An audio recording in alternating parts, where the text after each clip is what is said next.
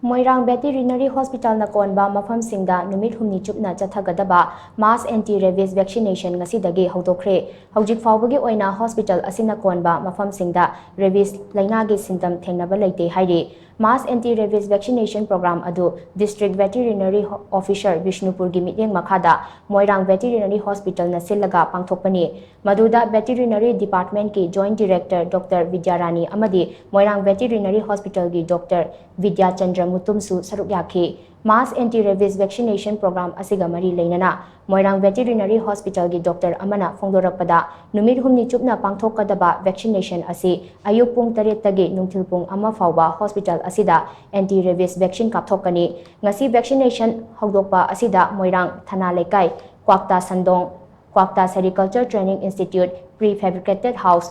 Fagakchau Ikhai Bajar amadi Moirang Veterinary Hospital da Chaurakna Hui amasung Houdong Chatret ki mathakta anti-rabies vaccine kapthokhi matung tarakpa numit singda tongan ba lekai amasung khul singdasu hairiba vaccination asi pangthokani mass anti-rabies vaccination houdokpa aduda joint director Dr. Vidyarani na koina chatuna yengsinki loinana houjik phaobagi oina Bishnupur district ta rabies lainagi symptom leibagi pau leite district asigi miyamna mipai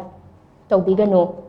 Ngasi anti-rabies vaccine kapthokliba asi hanadagi hauna chatharaga lakpa routine work ni district asigi kanagumba miyoina rabies naba hui natraga houdong thengnarabadi khudakta manak nakpa veterinary hospital da pau pibiu loinana